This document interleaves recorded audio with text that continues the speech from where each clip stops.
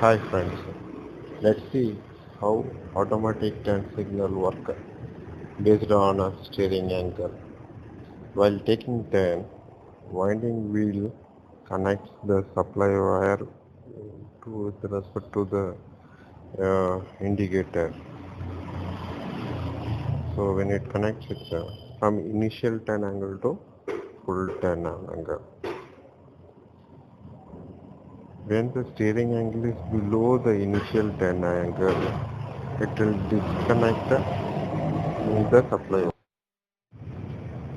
For demo purpose, I kept this switch in front of side of the vehicle. It can be front side or back side or inside the steering column also it's possible. We can able to do this with any existing vehicle or an upcoming vehicle as well. Since we are using the existing wiring and lights and cluster indication. Only thing we are using this switch making it automatic.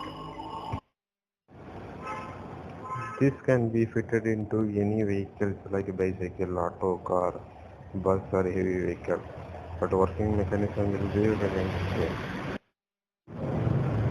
Note: driver or rider has to switch on or off the turn signal.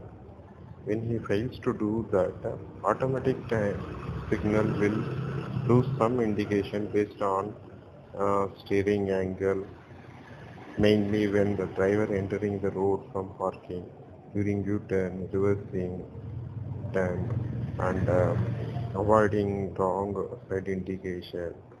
Even when the driver unable to put the indication during sudden turn, during this time it is useful. Usually, bike stand indicator indicates only the rider, but in this invention,